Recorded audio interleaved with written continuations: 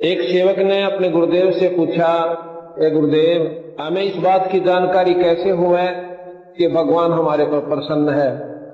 कि पुत्र, जिस दिन तुम सत्संग में आते हो उस दिन ये समझ लेना कि परमात्मा आपके ऊपर पूर्ण प्रसन्न है।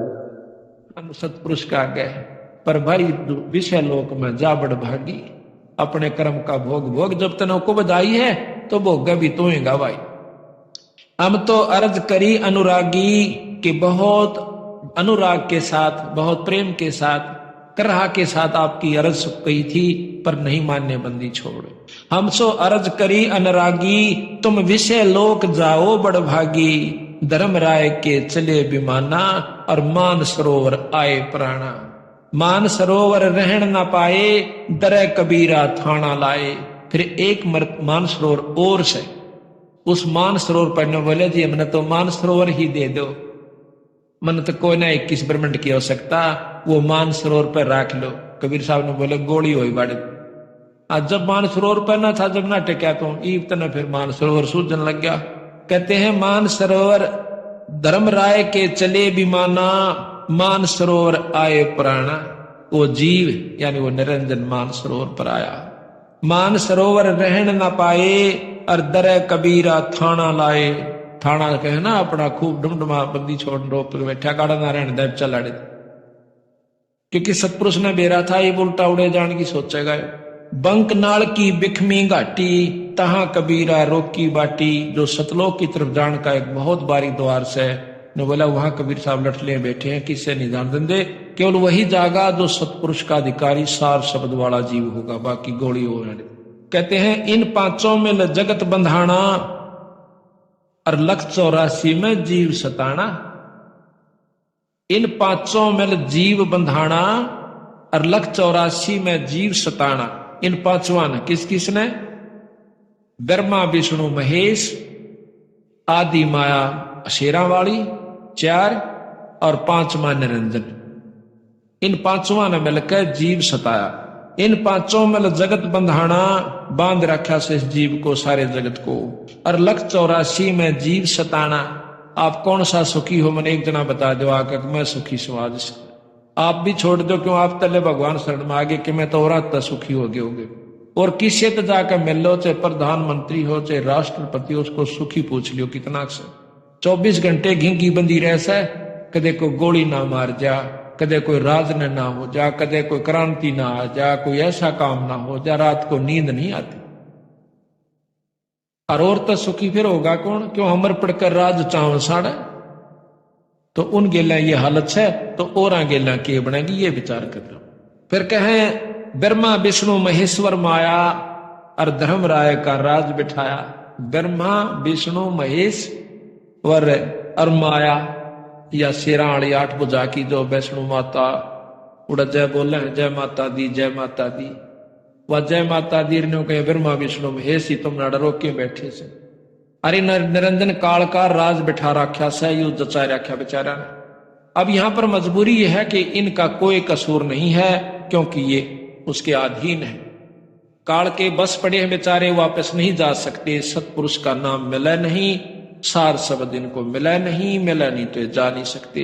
मिल सकता है पर ये लेना नहीं चाहते, क्यों? ठाठ इतने हो गए।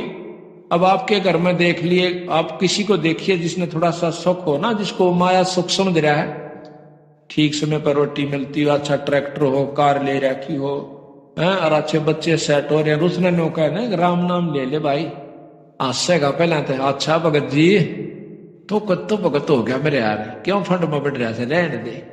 यानी उसने और उल्टा ले बैठेगा, लोग छोड़ मेरे यार के दरिया से सोचा आजा दारू पीवाएंगे, मतलब उसने वो काम अच्छे लागे। तो ब्रह्मा विष्णु महेश 3 लोग के परमात्मा है।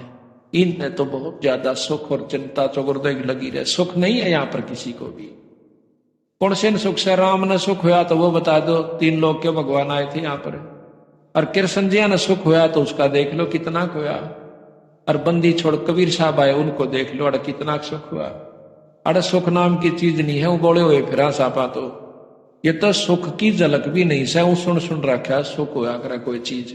वह सुख तो ऊपर ले लोग काम से, और परम लोक में परम सुख से सतलोक के अंदर। यो खोखा पर झूठी बाजी, ये भिष्ट बैकुंठ दगासी साजी। ओए होए होए, कहते हैं ये खोखा पर झूठी बाजी, ये बैकुंठ भिष्ट दगासी साजी। बैकुंठ कहते हैं स्वर्ग ने हिंदी में, संस्कृत में, और भिष्ट कहते हैं उर्दू में इसी स्वर्ग को। कहते हैं बैकुंठ भिष्ट दगासी साजी, ये तो दगा यानी धोखा दे रखा है स्वर्ग भी, और हम मर पड़कर स्वर्ग चावे। स्वर्ग में क्या चीज है जो आड़ा को तो राम नाम लेने नहीं दे काल, और को लाग भी गया गलती तय तने कह भाई बजले तीर्थ पर चला जा, गंगा में नहा ले, त्रिवेणी पर लोटा, फलाना जल में नहा ले, उड़ा देख फलाना नहा था उसकी मुक्ति होगी। अड़ो दुनिया नहाने लाग रही, फिर सारे न मुक्त हो जाते बावड़ा। वह करनी कुछ और थी, एकांत स्थान था, खान पीन का समय पर स्थान ढूंढ कर भजन करा करते थे, वह चीज कुछ और से। तो इस प्रकार कोई करता है तो उनको ऐसे घुमाए जागा, फिर कहेगा बण में बैठ कर भक्ति कर ले, वो बण में चला जागा। फिर बण में कि मैं करेगा तो इंद्र ने सुस्कार देगा कि तेरा रात जागा बिरा देख ले। इंद्र भेजेगा, कदे कि मैं उर्वशी भेज रहा से, कदे कुछ भेज रहा से। देख के हाल किया विश्वामित्र का। एक ये तो सारा ने पढ़ रखी है, कथाएं सुनाने की आवश्यकता कोनी ने। ये आट लाग रही थी भाई, अगला भक्ति करा था, करण क्यों ना दी। उसकी करका बिरान बाटी, एक लड़की होली जब उसने छोड़ के आस पर अप्सरा जाती रही, वो भी वह दुर्गति उसकी ओर हुई। तो बात यह है कि काल ना तो भक्ति करण दे, और लग गया तो उसकी पूरी नहीं होने दे, और हो भी जा तो बैठ स्वर्ग में बेटा, 1 लाख वर्ष बैठ जा, तुम तकनी कमाई कर ली, लाख वर्ष पाछा फेरने का गधा भी बनना पड़ेगा, क्योंकि अपने कर्म तब भोगने पड़ेंगे। या उत्तम ज्ञान है, श्रेष्ठ ज्ञान है कि करे हुए कर्म का जीवन भोग भोगना होगा। अच्छे कर्म स्वर्ग में, माड़े नरक में, फिर लग 84 में गेड़ काट, बंदी छोड़ करता मेरी शरण में आ जा, फिर काटू त्रिकति बीमारियां। कहते हैं ये खोखापुर झूठी बाजी, यू खोखापुर है जिसमें अपारा स्वर्ग भी आ लिया और यो भी आ लिया। 21 ब्रह्मंड तक ये धोखा है। जिस प्रकार कैदी पुराना हो जा, अच्छा नेक नीति तरह है, तो उसको बाहर के उनमें भेज दिया जाता खेतों में, और वहां उसने कोई काम नहीं होता। 10-20 उसके कैदी मजदूर होंगे, उन पर काम कराओ और आराम से लौटा रहो। फिर 6 कैद में इसी प्रकार देवराज इंद्र बना दिया, सब देवताओं का राजा, 6 काल की जेल में। और वहां भी इसको यही उल्ट पड़े सूजन से उल्ट सुलटा काम कोई नहीं से। दिखावटी लोग दिखावा, 2 घड़ी अपना सत्संग भी करें से, देवताओं ने भी समझावा से, और समय आया दुबनों के हैं। होए होए होए, महाराज कहते हैं कोट ज्ञान स्वरूपति सत्संगा, अर्जा अहिल्या की न संगा। कितना देवताओं तो समझावा था देवराज इंद्र कि भाई बुंडा काम नहीं करा करें, पर तरिया मात समान हो से। और फिर आप के कुकर्म कर दिया, अपने गुरु की पत्नी को जाकर के उसने बदनजर से देखा। तो महाराज कहते हैं ये ज्ञान गुण तक काम ना चला, तो ऊपर प्रकाश है। जब अंतःकरण की कमाई नहीं होगी तो ना तो ज्ञान तक काम चल रहा है, ना ध्यान तक काम चल रहा है। और सतगुरु शरण में आए पाछे इसकी बीमारी कटेगी। ये खोखा पर झूठी बाजी, बिस्त बैकुंठ दगासी साजी, ये कृत्रिम जीव भुलाने भाई, और निज घर की तो खबर ना पाई। ये कृत्रिम जीव, ये बनावटी जीव सांपा कुत्ते बना दिए, आज मनुष्य बना रखे सा, कल गधे और गधी बना देगा। ये कृत्रिम जीव से, ये कृत्रिम जीव बुलाने भाई, और निज घर की तो खबर ना पाई। खबर पावा कहां से? किसी शास्त्र में नहीं, ना मुसलमाना के शास्त्र में, ना हिंदुआ के शास्त्र में, ना वेद में, ना पुराण में, ना कुरान में, और ना किसी भाई गीता जी में। ज्ञान सिर्फ 3 लोग ताई का। महाराज कहे ये निरंजन आप बन बैठा भगवानक मैं सो सबका मालिक। 1.25 लाख उपजे नित हंसा, 1.25 लाख उपजे नित हंसा, 1.25 लाख है, 1.25 लाख उपजे नित हंसा, 1 लाख विनसे नित अंसा। 1.25 लाख तक पैदा करे, 1 लाख रोज खा लेता है। उत्पत्ति खपती या परलय फेरी, हर शोक जोरा जमजेरी, और 5 तत्व है परलय माही, और सतगुण रजगुण तम गुण झाई।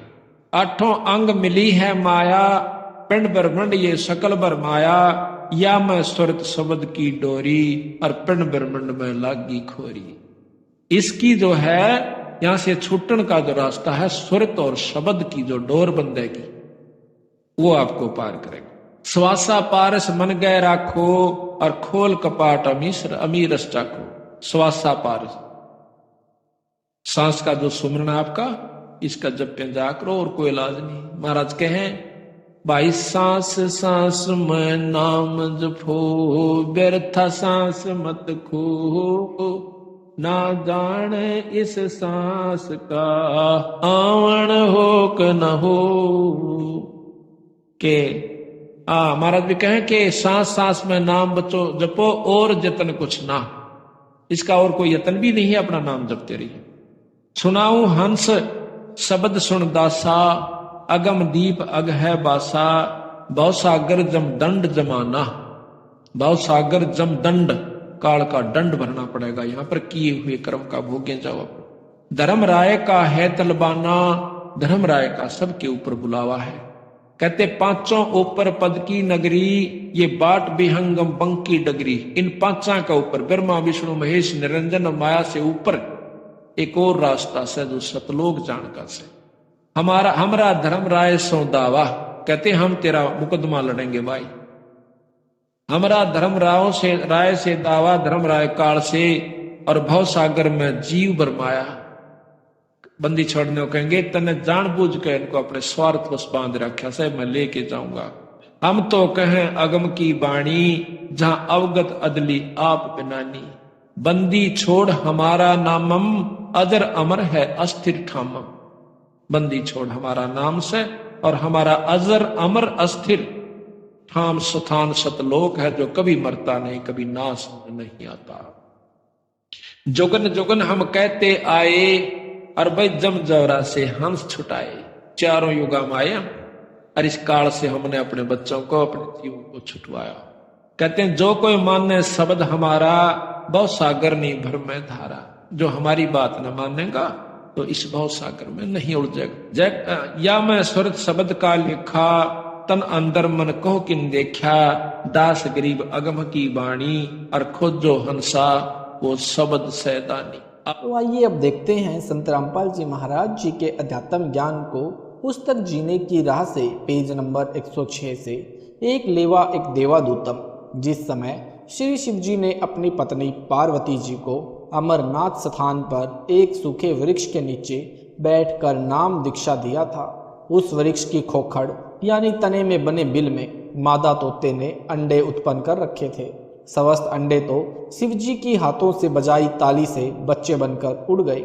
उनमें एक अंडा गंदा यानी अस्वस्थ था, उसका जीव उसके अंदर था। जब श्री शिव जी ने श्री पार्वती जी को दीक्षा मंत्र सुनाया तो वह गंदा अंडा स्वस्थ हो गया और तोते का बच्चा बन गया। पंख लग गई, उड़ने योग्य हो गया। पार्वती जी की समाधि लग गई, उसने हाँ हाँ करना बंद कर दिया। तोता हाँ हाँ करने लगा तो शिव जी ने देखा कि पार्वती की तो समाधि लगी है, सुन बोल कुछ नहीं रही है, हाँ हाँ की आवाज किसकी है। देखा तो वृक्ष के तने के बिल में तोता बोल रहा है। शिव जी ने उसे मारना चाहा तो तोता उड़ गया। पीछे पीछे श्री शिव जी सिद्धि से उड़कर मारने चले। ऋषि वेद व्यास जी की पत्नी ने जंभाई ली, मुंह खोला तो तोते के शरीर को त्याग कर जीव व्यास की पत्नी के गर्भ में मुख से प्रवेश कर गया। श्री शिव जी ने व्यास की पत्नी से कहा कि मेरा ज्ञान चुराकर जीव तोते के शरीर को त्याग कर आपके गर्भ में चला गया है, यह मेरा चोर है, इसे मारूंगा। इसी समय ऋषि व्यास जी ने भी यानी उसी समय ऋषि वेद व्यास जी भी आ गए थे। सब बातें सुन रहे थे। व्यास जी ने पूछा, हे भगवान, कौन कैसा चोर? श्री शिव जी ने बताया कि मैं पार्वती जी को दीक्षा दे रहा था, अंदर के कमलों का भेद बता रहा था तो इस तोते ने सुन लिया। यह किसी अनाधिकारी को मंत्र बता देगा तो वह अमर होकर जनता को पीड़ा देगा। यह अमर हो गया, मैं इस जीव को मारूंगा। व्यास जी बोले, हे शिव जी भगवान, जब यह अमर हो गया तो आप मारोगे कैसे? यह बात सुनकर श्री शंकर जी पार्वती के पास लौट गए। पार्वती जी को सब बातें बताई। श्री वेद व्यास जी ने अपनी दिव्य दृष्टि से देखा तो पता चला कि पत्नी के गर्भ में पुत्र है। 12 वर्ष के पश्चात पुत्र उत्पन्न हुआ। माता कहती थी कि पुत्र का नाम सुखदेव रखना है। इसके गर्भ में रहते हुए मुझे कोई पीड़ा नहीं हुई। मन में खुशी मना रही थी, सुख का आभास होता रहता है, इसलिए गर्भ में ही उस बालक का नाम सुखदेव रख दिया था। तोते के अंडे में रहने और तुरंत मानव शरीर प्राप्त करने के कारण ब्राह्मण लोग उसे शुकदेव यानी सुख माने तोता भी कहते थे।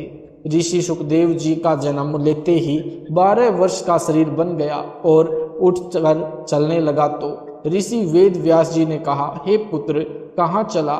सुखदेव जी अपने माता पिता की ओर पीठ करके बोले, आपका और मेरा इतना ही संग है यानी संस्कार है। ऋषि व्यास जी ने कहा, हे पुत्र सुखदेव, हमने तेरे जन्म लेने की 12 वर्ष प्रतीक्षा की और आज आप छोड़कर जा रहे हो, एक बार मुख तो दिखा दे। सुखदेव ऋषि बोले, हे ऋषि जी, बहुत बार आप मेरे पिता बने, अनेकों बार मैं आपका पिता बना, यह तो बड़ा बखेड़ा यानी झंझट है। मैं भक्ति करके जन्म मरण से मुक्ति करवाऊंगा। मैं आपकी ओर मुख इसलिए नहीं कर रहा हूँ कि कहीं मेरा आप में मोह न हो जाए। यह कहकर संत गरीबदास जी ने वाणी द्वारा बताया है कि एक लेवा एक देवा दूतम, कोई कहू का पिता न पूतम, ऋण संबंध जुड़ा एक ठाठा, अंत समय सब 12 बाटा। भावार्थ, सुखदेव जी ने कहा कि जो परिवार के सदस्य बेटा पिता आदि आदि नातों में हैं, वे सब पूर्व जन्म का ऋण लेने या देने के लिए जुड़े हैं। वास्तव में कोई किसी का पिता पुत्र नहीं है। मृत्यु के उपरांत सब अपने अपने संस्कारवश भिन्न स्थानों पर जाकर अन्य शरीर धारण कर लेते हैं, इसलिए कोई किसी का पिता पुत्र नहीं है। पाठकों ने ऊपर किसान के पुत्रों वाली कथा में पढ़ा है कि बड़े भाई ने छोटे मौसी की यानी छोटे मौसी के पुत्र को 8 एकड़ जमीन के लालच में मरवाया तो वही जीव उसका पुत्र बनकर अपना ऋण लेने जन्मा और अपना हिसाब चुकता करके मर गया। इसलिए कहा है कि एक लेवा एक देवा दूतम, कोई काहू का पिता नहीं पूतम। ऋण संबंध जुड़ा एक ठाठा यानी परिवार रूप में ठाठ से रहते दिखाई देते हैं। अचानक मृत्यु को यानी मृत्यु हो जाती है। अंत समय में 12 बाटा यानी मृत्यु के पश्चात कोई कहीं और जन्म लेगा। इतनी वार्ता पिता से करके सुखदेव आकाश में उड़कर अन्य स्थान पर चला गया। प्रिय पाठकों, इसलिए भक्ति करो और जीव का कल्याण करवाओ। केवल परिवार के चिपककर अपना जीवन नष्ट न करो। परमात्मा की भक्ति से ऋण भी सरलता से उतर जाएगा। कथनी और करनी में अंतर घातक है।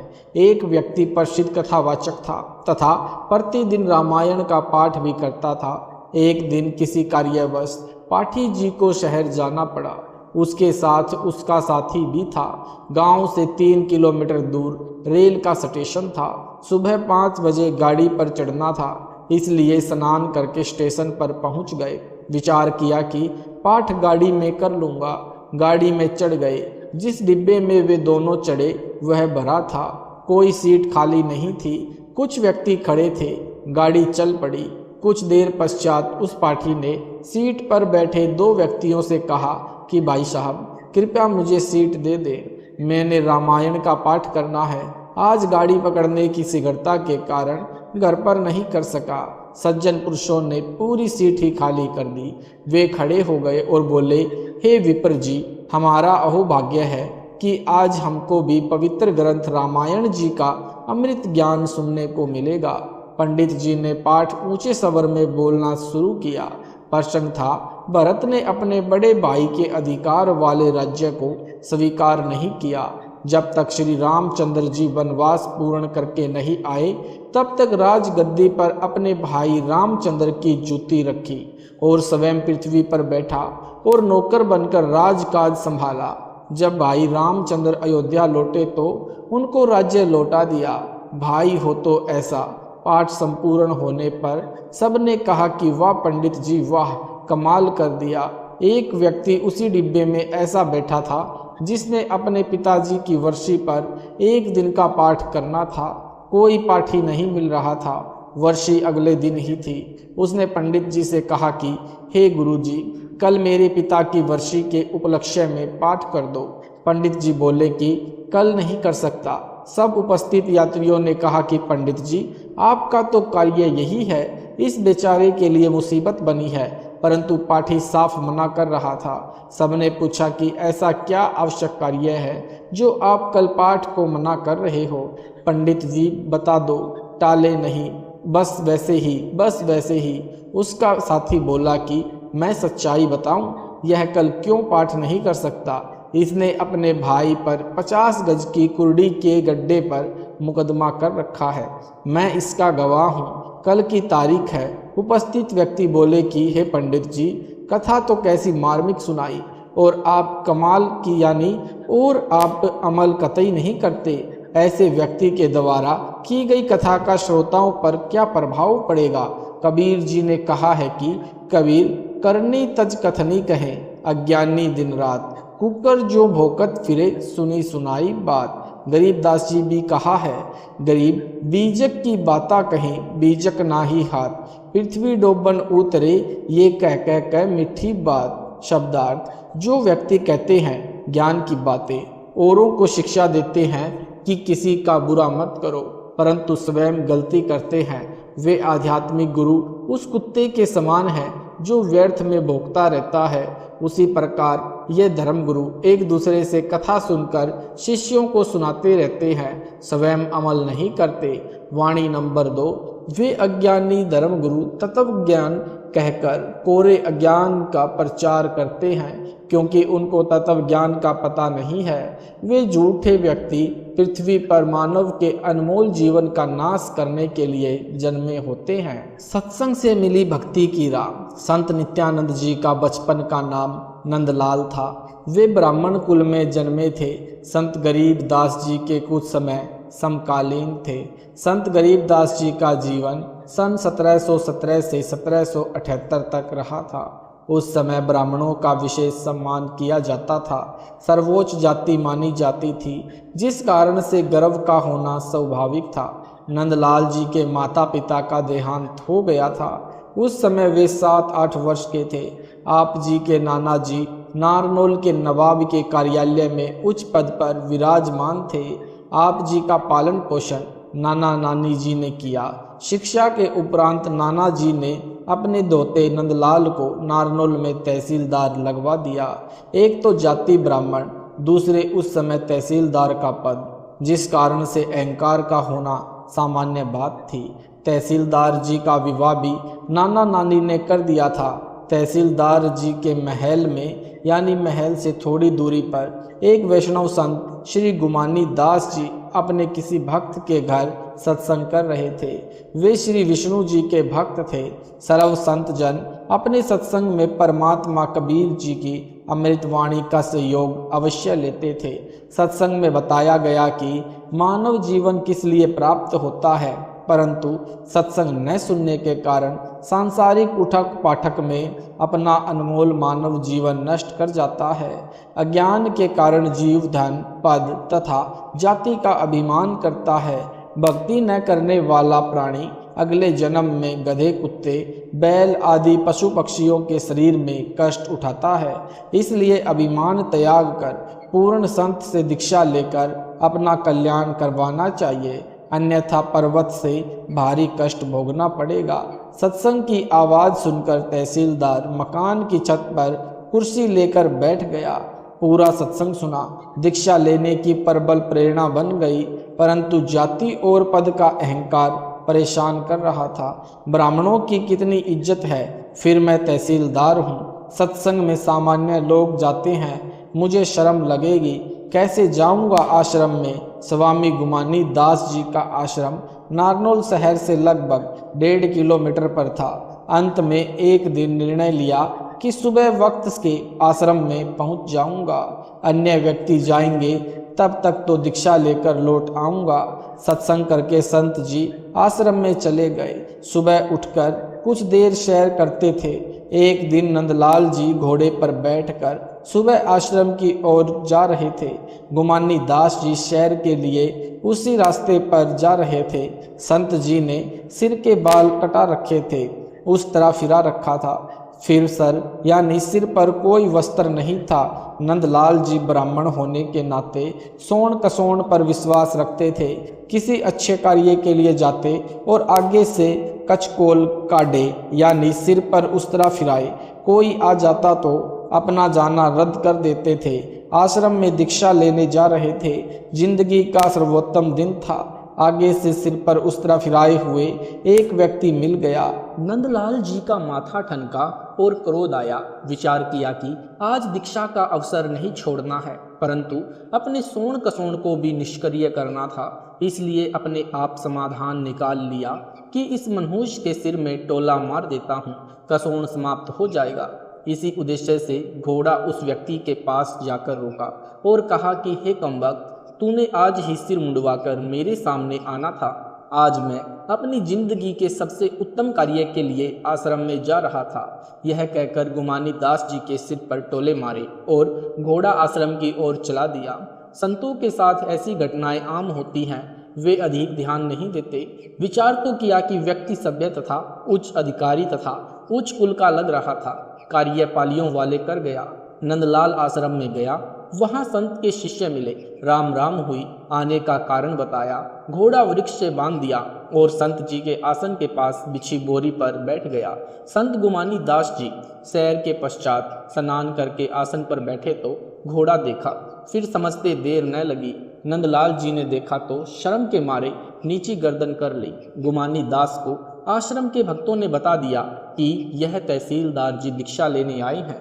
नंदलाल जी संत के चरणों में गिर गए और टोला मारने का कारण बताया। संत गुमानी दास जी ने कहा कि हे भक्त, जब हम एक आने का घड़ा कुम्हार के पास से लेने जाते हैं तो उसको टोले मार मार कर बजा बजा कर जांचते हैं कि कहीं फूटा तो नहीं है। आज भी यानी आप जी तो जिंदगी का सौदा करने आए हो। आपने गुरु जी बजाकर देख लिया तो कोई पाप नहीं किया। नित्यानंद जी संत जी के शीतल स्वभाव से और भी अधिक प्रभावित हुए। दीक्षा ले ली। संत गुमानी दास जी ने उनका नाम बदलकर नित्यानंद रख दिया। जब सत्संग से जीने की राह मिली तो नित्यानंद जी ने वाणी बोली, ब्राह्मण कुल में जन्म था, मैं करता बहुत मरोड़। गुरु गुमानी दास ने दिया कुबुद गढ़ तोड़। फिर कितने अधीन हुए वह इस वाणी से पता चलता है। सिर सौंपया गुरुदेव को, सफल हुआ यह शीस। नित्यानंद इस शीस पर आप बसें जगदीश। जब तक सत्संग के विचार सुनने को नहीं मिलते तो भूलवश मानव अहंकार में सड़ता रहता है। जब ज्ञान होता है कि आज राजा है, मृत्यु उपरांत गधा कुत्ता बनेगा, तो इस अहंकार का क्या बनेगा। इसलिए भक्त अपने उस अड़ंगे को ज्ञान से साफ करके भक्ति पथ पर चलते हैं और सफलता प्राप्त करते हैं। श्रीलंका के राजा रावण ने भक्ति बहुत की, परंतु अहंकार नहीं गया, जिस कारण से विनाश को प्राप्त हुआ। रावण भी ब्राह्मण था, नित्यानंद जी भी ब्राह्मण थे। सत्संग सुनकर निर्मल हो गए। रावण को सत्संग सुनने को नहीं मिला, जिस कारण से जीवन व्यर्थ गया और अमिट कलंक भी लग गया। नित्यानंद जी ने कहा कि मेरा जन्म ब्राह्मण कुल में होने के कारण, जाति अभिमान के कारण पूर्ण मरोड़ करता था, यानी अहंकार करता था। जब गुरु जी गुमानी दास जी के सत्संग वचन सुने तो जाति का अहंकार रूपी कुबद का गढ़ समाप्त हो गया। जीवन सफल हुआ। वाणी नंबर 2। सत्संग सुनकर नित्यानंद जी बहुत आधीनी करने लगे। अहंकार त्याग दिया। कहा कि मैंने अपने गुरु जी को अपना सिर दान कर दिया है, यानी जैसे गुरु जी रखेंगे वैसे ही रहूंगा। मेरा सिर सफल हो गया, अन्यथा किसी रोग के कारण जीवन चला जाता। अब मेरे सिर पर परमात्मा का निवास है। मेरी रक्षा परमात्मा करता है, मुझे कोई चिंता नहीं। सत साहिब जी, अगर आपको वीडियो अच्छा लगा है तो वीडियो को लाइक करें, शेयर करें, कमेंट करें। ऐसे ही वीडियो देखने के लिए यूट्यूब पर हमारे चैनल सतलोक संत रामपाल जी महाराज चैनल को सब्सक्राइब जरूर करें। मिलते हैं अगली वीडियो के साथ, तब तक के लिए सत साहिब।